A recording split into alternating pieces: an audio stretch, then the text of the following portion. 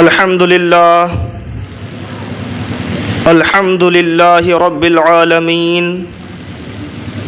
والعاقبة للمتقين والصلاة والسلام على سيد الأنبياء والمرسلين وعلى آله وأصحابه أجمعين أما بعد فأعوذ بالله من الشيطان الرجيم بسم الله الرحمن الرحيم قال الله تبارك وتعالى في القرآن إذ يقول لصاحبه لا تحزن إن الله معنا صدق الله مولانا العظيم وبلغنا على رسوله الكريم ونحن على ذلك لمن الشاهدين والشاكرين والحمد لله رب العالمین۔ آئیے ہم اور آپ سب سے پہلے مکین گنبد خضرا، کائنات کے آقا ماوا ملجا، رحمت للعالمین، انیس بے کساں چارہ سازے درد منداں، پیارے آقا جناب محمد الرسول اللہ صلی اللہ علیہ وسلم کی بارگاہ میں درود پاک کا ہدیہ پیش کر لیں۔ اللہم صلی علی سیدنا و مولانا محمد بارک وسلم صلاۃ و سلاما علیک یا رسول اللہ صلی اللہ تعالی علیہ وسلم۔ حضرات محترم، آج جمعۃ المبارک کا پیارا پیارا دن ہے اور اسلامی تاریخ کے اعتبار سے جمادی الاخرہ کی 22 تاریخ ہے، اور 22 تاریخ جمادی الاخرہ کی کون سی تاریخ ہے؟ اسی کے تعلق میں ایک ہستی کا ذکر جمیل آپ حضرات کے سامنے کرنے کی کوشش کروں گا۔ اللہ تبارک و تعالی نے قرآن مجید کے اندر ارشاد فرمایا، اذ یقول لصاحبہ لا تحزن ان اللہ معنا۔ جب نبی پاک صلی اللہ تعالی علیہ وسلم نے اپنے صاحب سے ارشاد فرمایا غمزدہ نہ ہو، ان اللہ معنا، بے شک اللہ ہمارے ساتھ ہے۔ اس آیت مبارکہ میں صاحب سے مراد کون ہیں؟ نبی پاک صلی اللہ تعالی علیہ وسلم نے کن کو اپنا صاحب کہہ کر کے پکارا ہے؟ اللہ تبارک و تعالی نے قرآن مجید کے اندر اس آیت کے اندر اللہ کے نبی سید عالم صلی اللہ تعالی علیہ وسلم کے عظیم صحابی اور اسلام جن کا احسان مند ہے حضرت سیدنا ابو بکر صدیق رضی اللہ تعالی عنہ کی طرف اشارہ ہے۔ نبی پاک صلی اللہ تعالی علیہ وسلم نے حضرت ابو بکر صدیق سے ارشاد فرمایا تھا لا تحزن ان اللہ معنا، آپ غمگین نہ ہو، بے شک اللہ ہمارے ساتھ ہے۔ اور حضرت علامہ حسن رضا خان علیہ الرحمۃ والرضوان جناب صدیق اکبر کی شان میں منظوم خراج عقیدت پیش کرتے ہوئے کہتے ہیں، بیاں ہو کس زباں سے مرتبہ صدیق اکبر کا، بیاں ہو کس زباں سے مرتبہ صدیق اکبر کا، ہے یار غار محبوب خدا صدیق اکبر کا، اور ہوئے فاروق عثمان و علی جب داخل بیعت، بنا فخر سلاسل سلسلہ صدیق اکبر کا۔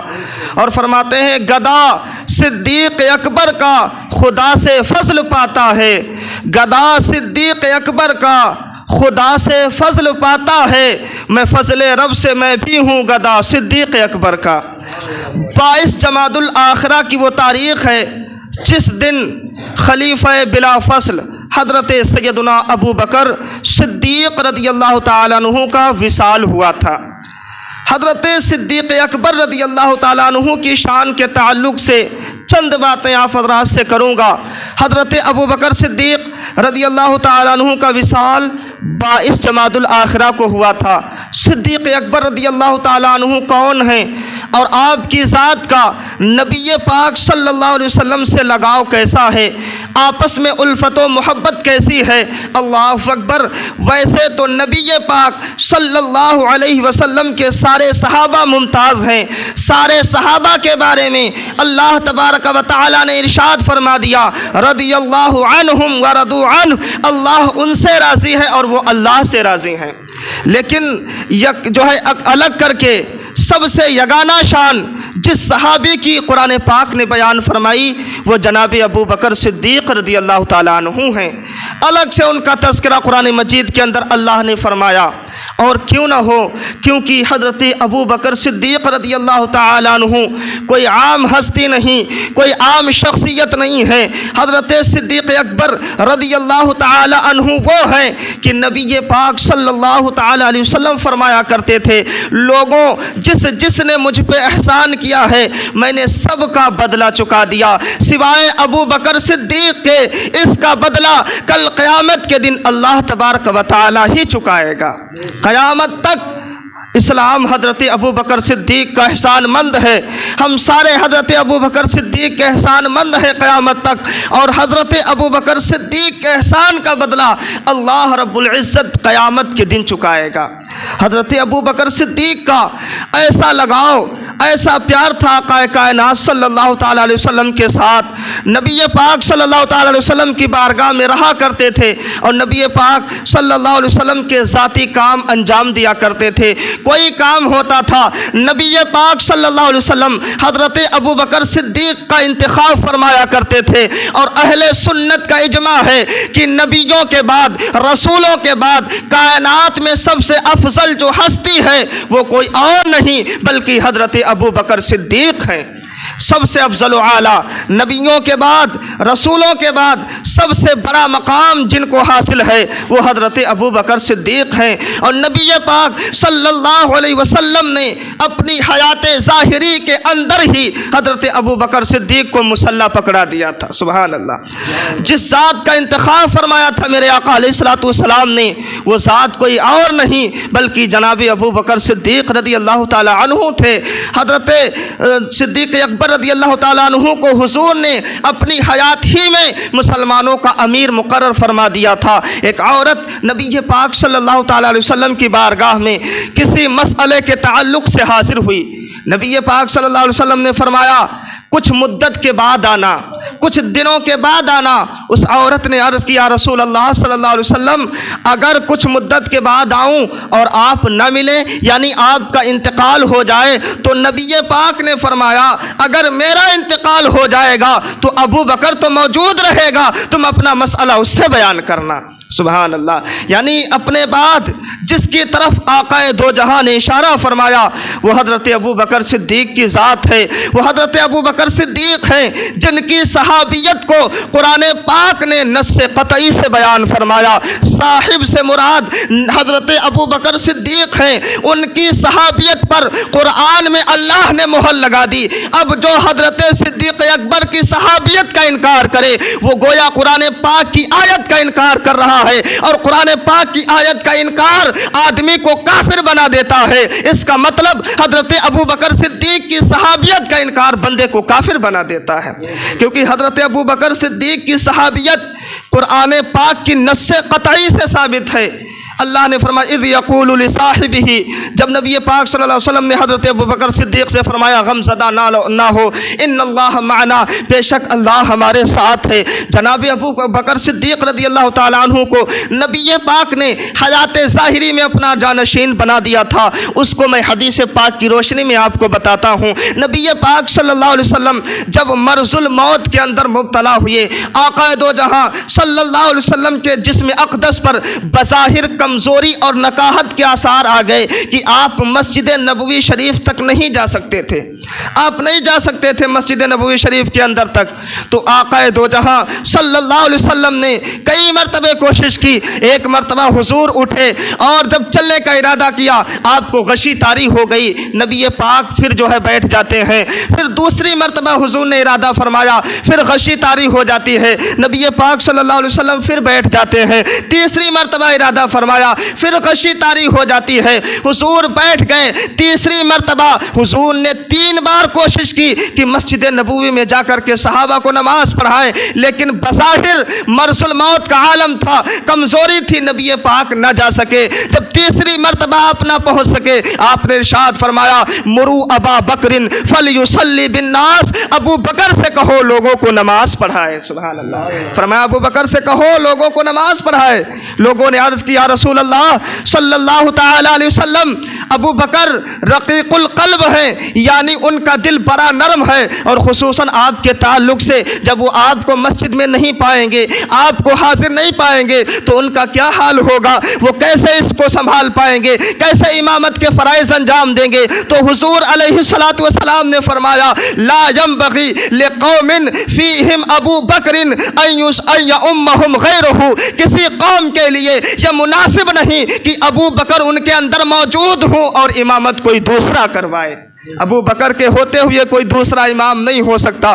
فرمایا لا ينبغي لقوم، کسی قوم کے لیے مناسب نہیں ہے، فیہم ابو بکر، جس میں ابو بکر موجود ہوں، ان یؤمہم غیرہ، کہ اس کا غیر امامت کروائے۔ حضور پاک نے اپنی حیات ظاہری میں مصلی عطا فرما دیا تھا، اور 17 نمازیں حضور علیہ الصلوۃ والسلام کی حیات ظاہری میں ابو بکر صدیق رضی اللہ تعالیٰ عنہ نے پڑھائی، 17 نمازیں پڑھائی۔ سارے اصحاب نے، حضرت عمر فاروق، حضرت عثمان غنی، حضرت مولا علی، حسنین کریمین، تمام اصحاب نے آپ کی امامت کے اندر نماز پڑھی ہے۔ آپ مقتدا بنے ہیں اور صحابی مقتدی بنے ہیں۔ یہ شان ہے حضرت ابو بکر صدیق رضی اللہ تعالیٰ عنہ کی۔ اور آپ کا لگاؤ نبی پاک صلی اللہ تعالیٰ علیہ وسلم کے ساتھ کیسا تھا، آپ کی الفت کیسی تھی، آپ حضور کا کتنا پیار کرتے تھے اور حضور کے گھر والوں سے کتنا پیار کیا کرتے تھے۔ حضرت عقیل رضی اللہ تعالیٰ عنہ حضرت علی کے بھائی ہیں، جب وہ اسلام لے آئے نبی پاک علیہ السلام نے فرمایا عقیل تمہارے اسلام لانے سے مجھے 2 خوشیاں ملی ہیں، ایک تو یہ ہے کہ تم میرے صحابی بن گئے ہو، ایمان کی دولت سے مالا مال ہو گئے ہو، اور دوسرے یہ کہ تم میرے بھائی تھے، ایمان لے آئے ہو، مجھے ڈبل خوشی ملی ہے۔ حضرت عقیل رضی اللہ تعالیٰ عنہ جب ایمان لے آئے نبی پاک صلی اللہ علیہ وسلم کی بارگاہ میں ان کی الفت و محبت میں اضافہ ہونے لگا۔ اب عاشق میں حضرت ابو بکر صدیق بھی نبی پاک کے عاشق ہیں، حضرت عقیل رضی اللہ تعالیٰ عنہ بھی نبی پاک کے عاشق ہیں، اور حضور صلی اللہ تعالیٰ علیہ وسلم اپنے ذاتی کام حضرت ابو بکر صدیق رضی اللہ تعالیٰ عنہ کو سونپا کرتے تھے، چاہے وہ کوئی بھی کام ہو، یعنی چاہے حضرت فاطمہ الزہرا رضی اللہ تعالیٰ عنہا کی شادی کا مسئلہ ہو، چاہے گھر کا کوئی سامان لانا ہو، سواری تیار کرنی ہو، ہر اہم کام حضرت ابو بکر صدیق کو سپرد کیا کرتے تھے۔ اب حضرت عقیل رضی اللہ تعالیٰ عنہ ان کو حضرت ابو بکر صدیق سے کوئی بغض نہیں تھا معاذ اللہ، لیکن اب عاشق وہ چاہتے ہیں میں سرکار کی خدمت کروں، اور حضرت ابو بکر چاہتے ہیں میں خدمت کروں۔ اب حضرت عقیل رضی اللہ تعالیٰ عنہ حضور نے فرمایا ابو بکر صدیق سے میری سواری تیار کر دو۔ حضرت ابو بکر صدیق گئے، سواری تیار کرنے لگے، حضرت عقیل رضی اللہ تعالیٰ عنہ پہنچ گئے، فرمایا تم جاؤ یہاں سے، میں سواری تیار کر دیتا ہوں۔ حضرت ابو بکر کچھ نہیں بولتے، وہاں سے چلے جاتے ہیں۔ اور ایک دن جمعہ کا دن تھا، غور سے سننا، عشق انسان کو کیا کیا کرواتا ہے، اور جب عشق ہو جاتا ہے انسان کو تو اس سے جڑی ہوئی ہر شے سے عشق ہو جاتا ہے، اس سے جڑی ہوئی ہر چیز سے پیار ہو جاتا ہے۔ اب جو ہے حضرت صدیق اکبر سے حضرت عقیل رضی اللہ تعالیٰ عنہ کوئی بھی کام حضرت ابو بکر صدیق کرنے چلتے، وہ کہتے میں کروں گا، آپ اس کام کو انہیں سونپ دیتے اور وہاں سے پیچھے ہٹ جاتے، کوئی کلام نہیں کرتے، کوئی بات نہیں کرتے۔ جمعہ کا دن تھا، مسجد کے اندر جناب ابو بکر صدیق کا معمول تھا، آپ سب سے پہلے مسجد میں تشریف لے جاتے اور مسجد کی صفائی کرتے، صفائی کرنے کے بعد سب سے اگلی صف میں بیٹھا کرتے تھے تاکہ قریب سے حضور کا دیدار ہوتا رہے۔ سبحان اللہ۔ آج ہمارے لیے 1000 روپے مسجد میں دینا آسان ہے، لیکن مسجد کی چٹائی بچھانا یہ تو ہماری شان کے خلاف ہے، مسجد کے اندر جھاڑو لگانا یہ تو ہماری شان کے خلاف ہے۔ لیکن پوری دنیا کے اندر ساری دنیا کے انسان، ہم اور آپ جتنے ولی ہیں سب مل جائیں، ابو بکر صدیق کے قدموں سے لگی ہوئی خاک کا مقابلہ نہیں ہو سکتا۔ انبیاء کے بعد، رسولوں کے بعد سب سے افضل و اعلیٰ اتنے بڑے آدمی مسجد کی صفائی کرتے اور اگلی صف میں تشریف رکھا کرتے تھے، یہ حال تھا ان کا۔ اور جب آپ پہلی صف میں بیٹھ گئے جا کر کے، جمعہ کا دن تھا، پہلی صف میں جا کر کے بیٹھ گئے، اللہ اکبر، حضرت عقیل رضی اللہ تعالیٰ عنہ، اور وہ پہلی صف بھی ایسی صف تھی کہ آپ نے خود اس صف کی قیمت ادا فرمائی تھی۔ صحابہ کرام نے مسجد بنانے کے لیے جو ہے اپنے طرف سے جو ہے جتنا جس سے ہو سکا تھا حصہ لیا تھا۔ حضرت ابو بکر صدیق نے پہلی صف کو اپنے مال سے خریدا تھا، اپنے مال سے پہلی صف دی تھی، پہلی صف میں بیٹھ گئے۔ حضرت عقیل رضی اللہ تعالیٰ عنہ پہنچتے ہیں اور فرماتے ابو بکر یہاں سے اٹھ جاؤ۔ حضرت ابو بکر سے فرماتے ابو بکر یہاں سے اٹھو، حالانکہ جگہ اور بھی پڑی تھی، لیکن وہ حضور کے سامنے بیٹھ کر حضور کا دیدار کرنا چاہتے تھے۔ حضرت عقیل حضور کے خاندان سے تھے، جناب صدیق اکبر رضی اللہ تعالی عنہ وہاں سے چپکے سے اٹھ جاتے ہیں، کوئی کلام نہیں، کوئی بات نہیں، اٹھ گئے وہاں سے اور جا کر کے دوسرے صف میں چلے گئے۔ حضرت عقیل رضی اللہ تعالیٰ عنہ نے فرمایا صدیق اس سے بھی پیچھے جاؤ، وہ تیسرے صف میں چلے گئے، چوتھی صف میں چلے گئے، پانچویں صف میں چلے گئے، اللہ اکبر، حتیٰ کہ آپ ساتویں صف میں جا کر کے بیٹھ گئے۔ اور یہ سارا ماجرا حضرت علی رضی اللہ تعالیٰ عنہ اپنی آنکھوں سے دیکھ رہے تھے۔ حضرت ابو بکر صدیق چونکہ حضور سے عشق تھا تو حضور کے گھر کے بچے بچے سے عشق تھا، بچے بچے سے پیار تھا، تیری نسل پاک میں ہے، بچہ بچہ نور کا، تو ہے عین نور، تیرا سب گھرانہ نور کا۔ اصل عاشق وہی ہوتا ہے جو محبوب سے لگی ہوئی مٹی کو بھی اپنی آنکھوں کا سرما تصور کرے۔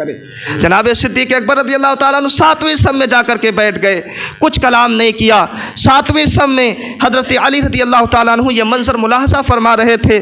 حضرت علی جو ہے حضور علیہ الصلوۃ والسلام کی خدمت میں حاضر ہوئے، عرض کی حضور عقیل کو سمجھائیں، میں کئی دن سے دیکھ رہا ہوں ابو بکر کو کوئی کام کرنے نہیں دیتے ہیں، ابو بکر آج مسجد میں بیٹھ گئے تو انہیں اٹھا کر کے ساتویں صف میں کر دیا، اللہ اکبر، ساتویں صف میں کر دیا۔ حضرت علی رضی اللہ تعالیٰ عنہ حضرت عقیل کی شکایت لگا رہے ہیں، جو آپ کے بھائی ہیں، کن کی وجہ سے؟ حضرت ابو بکر صدیق کی وجہ سے۔ ان چار یاروں میں کتنا پیار ہے۔ حضرت ابو بکر صدیق نے خود شکایت نہیں کی، حضرت علی شکایت کرنے گئے ہیں حضرت ابو بکر صدیق کے لیے، اللہ اکبر۔ اور آج کچھ جو ہے نادان لوگ لڑاتے ہیں، کہتے ہیں حضرت ابو بکر زبردستی خلیفہ بن گئے، اللہ اکبر، کہتے ہیں زبردستی خلیفہ بن گئے۔ حضرت علی رضی اللہ تعالیٰ عنہ جن کے پیچھے ہاتھ باندھ کے نماز پڑھیں، سارے صحابہ جنہیں اپنا امام تصور کریں، تو ان کے بارے میں بات کرتا ہے کہ وہ ناجائز خلیفہ بن گئے، اللہ اکبر، ایسا نہیں ہے، حضور علیہ الصلوۃ والسلام نے انہیں خلیفہ بنایا۔ اور اس بات کا انکار کہ حضرت ابو بکر صدیق رضی اللہ تعالیٰ عنہ پہلے خلیفہ نہیں ہے، یہ حضور کے انتخاب پر انگلی اٹھانا ہے، اور حضور کے انتخاب پہ انگلی اٹھانا گویا اللہ کی جو ہے غضب کو، اللہ کے غضب کو دعوت دینا ہے، اور اللہ ایسے بندے کو دنیا اور آخرت میں ذلیل کر دیتا ہے۔ آپ کو نبی پاک نے، حضرت علی نے تسلیم کیا ہے خلیفہ، آپ کے پیچھے ہاتھ باندھ کے نماز پڑھی ہے، گویا کہ حضرت علی کی شان کے خلاف بھی ہے اگر کہا جائے کہ حضرت علی جو ہے اس وجہ سے نہیں بولے کہ انتشار نہ ہو، حضرت علی رضی اللہ تعالیٰ عنہ جو ہے ڈر کی وجہ سے نہیں بولے، پھر شیر خدا کی شان کا انکار ہوتا ہے۔ وہ حضرت علی جن کی شان کا عالم یہ ہے، انگلیوں پہ در خیبر نچا دیتے ہیں، تو کیا وہ ڈر کی وجہ سے کسی کے پیچھے نماز پڑھیں گے؟ ایسا نہیں ہو سکتا۔ یہ شان تھی ابو بکر صدیق کی جو اللہ کے نبی نے انہیں مصلی عطا فرمایا۔ حضرت علی نے کہا حضور انہیں سمجھائیں حضرت عقیل کو، میں کئی دن سے دیکھ رہا ہوں یہ ابو بکر صدیق کو جو ہے پیچھے کر دیتے ہیں، ابو بکر صدیق کو جو ہے کام نہیں کرنے دیتے، آج مسجد میں پہلی صف سے اٹھا کر ساتویں صف میں کر دیا۔ اتنا سنا میرے آقا علیہ الصلوۃ والسلام نے فرمایا اچھا بتاؤ میرے صدیق نے کیا کہا تھا؟ شکایت حضرت عقیل کی جا رہی ہے۔ حضور نے فرمایا میرے صدیق نے کیا کہا تھا؟ حضرت علی نے کہا حضور انہوں نے کچھ نہیں کہا تھا، وہ تو ہاتھ باندھ کے چلے گئے ساتویں صف میں، وہاں بیٹھ گئے جا کر کے۔ حضرت صدیق اکبر رضی اللہ تعالیٰ عنہ ساتویں صف میں بیٹھ گئے۔ حضور نے فرمایا عقیل کو بلایا جائے۔ حضرت عقیل رضی اللہ تعالیٰ عنہ کو بلایا گیا، صدیق اکبر رضی اللہ تعالیٰ عنہ کو بھی بلایا گیا۔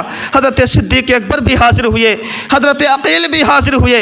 حضور علیہ الصلوۃ والسلام نے سمجھایا کس انداز میں، ڈانٹا نہیں، حضرت عقیل کو جھجھوڑا نہیں، حضرت عقیل کو بٹھایا اور بٹھا کر کے نبی پاک صلی اللہ تعالیٰ علیہ وسلم جو الفاظ ادا فرما رہے ہیں، آپ علیہ الصلوۃ والسلام نے فرمایا عقیل میرے بھائی تو نے یہ کیا کیا، تو یہ کیا کر رہا ہے؟ تجھے نہیں پتا صدیق صدیق کس کا نام ہے؟ تجھے نہیں پتا ابو بکر کا مقام کیا ہے؟ جب پورا مکہ میرے مخالف تھا، جب میرا ساتھ دینے کے لیے کوئی تیار نہیں تھا، یہ اپنی جان کی پرواہ کیے بغیر میرے ساتھ چل رہا تھا، اور جب کوئی مجھے تکلیف دینے کی کوشش کرتا تھا یہ کھڑا ہو جاتا تھا، کہتا تھا اگر مصطفیٰ تک جانا ہے تو صدیق کی لاش سے گزرنا ہوگا۔ میرے بھائی عقیل، تجھے نہیں معلوم اس صدیق کے بارے میں، جب مجھے شعبے جیش ابی طالب میں قید کر دیا گیا تھا، میری بیٹیاں، میرے گھر کے لوگ پتے کھا کر کے گزارا کرتے تھے، یہ ابو بکر صدیق تھا جو راشن پانی میرے گھر پہنچایا کرتا تھا۔ غار سور کے اندر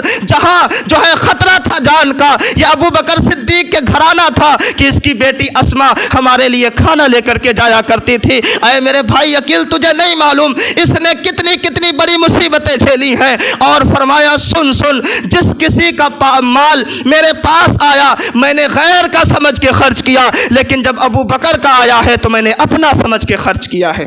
فرمایا عقیل، تو نے ابو بکر صدیق کو 7ویں صف میں کر دیا۔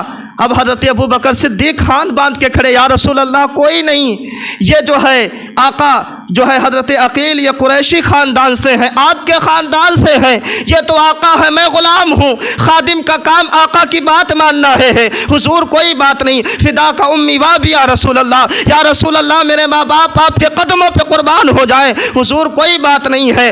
اگر جو ہے آقا کی مرضی تھی کہ غلام 7ویں صف میں نماز پڑھے تو غلام 7ویں صف میں نماز پڑھنے کو تیار ہے۔ اللہ اکبر، یہ لگاؤ تھا حضرت ابو بکر صدیق کا، یہ لگاؤ تھا، یہ پیار تھا، اور میرے آقا علیہ السلام کا بھی لگاؤ ابو بکر صدیق کے ساتھ نرالا تھا۔ حضور علیہ السلام فرمایا کرتے تھے ابو بکر تو میرے پاس سے نہ جایا کر، تو رہتا ہے تو دل کو سکون ملتا ہے، دل کو ٹھنڈک حاصل ہوتی رہتی ہے۔ حضرت ابو بکر صدیق کی شانیں بہت بڑی ہیں، کافی سارا وقت چاہیے آپ کی شان بیان کرنے کے لیے۔ اللہ اکبر، حضرت ابو بکر صدیق رضی اللہ تعالیٰ عنہ اتنا سمجھ لیں کہ جو آپ کا منکر ہے وہ ایمان سے خارج ہے، دائرہ اسلام سے خارج ہے۔ دنیا کی سب سے بڑی ہستی کا نام ابو بکر صدیق ہے، اور آج حضرت ابو بکر صدیق رضی اللہ تعالیٰ عنہ کا یوم وصال ہے، آج 22 جمادی الاخرہ ہے، اسلام کی اس عظیم ہستی کا یوم وصال ہے۔ حضرت ابو بکر صدیق نے کیسے اسلام کو کھڑا کیا، کیسے اسلام کو سنوارا ہے، کیسے اسلام کو بڑھایا ہے۔ اللہ اکبر، حضور کے دنیا سے چلے جانے کے بعد، انتقال کر جانے کے بعد حال یہ تھا کہ ظالموں نے، منافقوں نے ایک سازش رچی، کہا کہ نبی پاک صلی اللہ تعالیٰ علیہ وسلم تھے تو دنیا کے اندر بہاریں تھیں، نمازیں ہو رہی تھیں، روزے ہو رہے تھے، زکاتیں ہو رہی تھیں، سارے معاملات ہو رہے تھے، لیکن اب جب آقا اس دنیا کے اندر نہیں رہے تو اب یہ سارے معاملات کیسے چلیں گے، سارے معاملات کیسے حل ہوں گے؟ بظاہر تو ان کی اس گفتگو کے اندر اسلام کا درد نظر آ رہا تھا، لیکن اس کے پیچھے ان کی منافقت یہ تھی تاکہ لوگ سمجھیں کہ اب دین ختم ہو گیا، دین مٹ گیا، اور لوگ دین سے پھر جائیں، جس کا نتیجہ یہ ہوا نئے نئے قبائل جو اسلام لائے تھے ان سب نے ارتداد کا راستہ اختیار کیا، وہ سب کے سب مرتد ہو گئے۔ حضرت ابو بکر صدیق، حضور کے جانے کا غم بھی بہت زیادہ تھا، سارے صحابہ پاگلوں کی مانند پھرتے تھے، اور پھر اس امت کے اندر نئے نئے فتنے اٹھنے لگے، کسی نے زکوٰۃ کا انکار کیا، کسی نے نبوت کا دعویٰ کیا، اب یہ دین بکھر رہا تھا، یہ امت ٹوٹ رہی تھی۔ ابو بکر صدیق رضی اللہ تعالیٰ عنہ، آپ کو نبی پاک صلی اللہ علیہ وسلم کی جدائی کا غم بھی بہت بڑا تھا، لیکن جب دیکھا بات دین پہ آ رہی ہے، آپ جو ہے ایک ٹیلے پہ چڑھتے ہیں، سارے لوگوں کو جمع کرتے ہیں، جمع کرنے کے بعد آپ نے ارشاد فرمایا اچھا بتاؤ تم لوگ محمد الرسول اللہ کی عبادت کرتے تھے یا اللہ کی عبادت کرتے تھے؟ تو سارے لوگوں نے کہا کہ ہم اللہ کی عبادت کرتے تھے۔ تو فرمایا اگر تم اللہ کی عبادت کرتے تھے تو اللہ اب بھی زندہ ہے اور ہمیشہ ہمیشہ زندہ رہے گا، اس کے لیے موت نہیں ہے۔ اگر تم اللہ کی عبادت کرتے تھے تو پرچم اسلام تھام لو ہاتھوں میں اور دنیا کے اوپر چھا جاؤ، اور اگر تم مصطفیٰ جان رحمت کی عبادت کرتے تھے تو وہ اس دنیا سے چلے گئے ہیں۔ آپ نے اس امت کے شراسے کو بکھرنے سے بچایا، آپ نے اس امت کو پھر سے جمع کیا حضور کے وصال کے بعد۔ اور حضرت عبداللہ ابن مسعود رضی اللہ تعالیٰ عنہ فرمایا کرتے تھے اس امت کے اوپر حضرت ابو بکر کا احسان بہت بڑا ہے، اگر حضرت ابو بکر نہ ہوتے تو حضور کے وصال کے بعد یہ امت تباہ و برباد ہو جاتی۔ یہ امت تباہ و برباد ہو جاتی، یہ امت بکھر چکی تھی۔ ابو بکر صدیق رضی اللہ تعالیٰ عنہ نے اپنے حلم سے، اپنے تدبر سے، اپنی بردباری سے اس امت کو دوبارہ کھڑا کیا، اس امت کو دوبارہ تقویت دی اور لوگوں کو پھر سے جوڑا اور منکرین زکوٰۃ کا مقابلہ کیا، منکرین ختم نبوت کا مقابلہ کیا۔ فتنوں کو دبانے کے اندر آپ کا پورا وقت نکل گیا، اور حضرت عمر فاروق رضی اللہ تعالیٰ عنہ نے اپنے دور خلافت کے اندر جو اتنا بڑا فریضہ انجام دیا کہ 23 لاکھ مربع میل تک آپ کی حکومت ہوئی تھی، یعنی آدھی دنیا کے اندر حضرت عمر کے دور میں اسلام پھیل چکا تھا۔ وہ حضرت ابو بکر صدیق ہی کی بنیاد پر تھا، وہ حضرت ابو بکر صدیق کی بنیاد ڈالی ہوئی تھی، ورنہ حضرت عمر یہ کارنامہ انجام نہیں دے سکتے تھے۔ حضرت ابو بکر کی زندگی پوری فتنوں کو دبانے میں گزر گئی، آپ پوری زندگی ان فتنوں سے لڑتے رہے، پھر حکومت حضرت عمر فاروق رضی اللہ تعالیٰ عنہ کو دے کر گئے، اور پھر یہ کارنامہ ہوا کہ آج دنیا کے کونے کونے کے اندر اسلام کا پرچم لہرا رہا ہے۔ یہ صحابہ کرام کی محنتیں ہیں، کاوشیں ہیں، ان کا دین سے لگاؤ ہے۔ ہم اور آپ سب جانتے ہیں صحابہ کرام رضی اللہ تعالیٰ عنہ کی گستاخی اہل سنت میں سے کسی کو گوارا نہیں، اور ہمارے سامنے اگر کوئی کرے تو ہم اس کو جواب دیں گے۔ یہ دین ہمیں ملا ہے تو کس سے ملا ہے؟ یہ صحابہ کرام سے ملا ہے۔ قرآن و حدیث کی روشنی ہمیں صحابہ کرام سے ملی ہے۔ ہم کسی بھی صحابی کی ادنا توہین بھی برداشت نہیں کر سکتے، اور پھر صدیق اکبر رضی اللہ تعالیٰ عنہ تو افضل البشر ہیں۔ اللہ تبارک و تعالیٰ ہمیں صحابہ کا خادم اور غلام بنائے، صحابہ کے نقوش قدم پر ہم گنہگاروں کو چلنے کی توفیق عطا فرمائے۔ استغفر اللہ ربی من کل ذنب واتوب الیہ۔ السلام علیکم ورحمۃ اللہ وبرکاتہ۔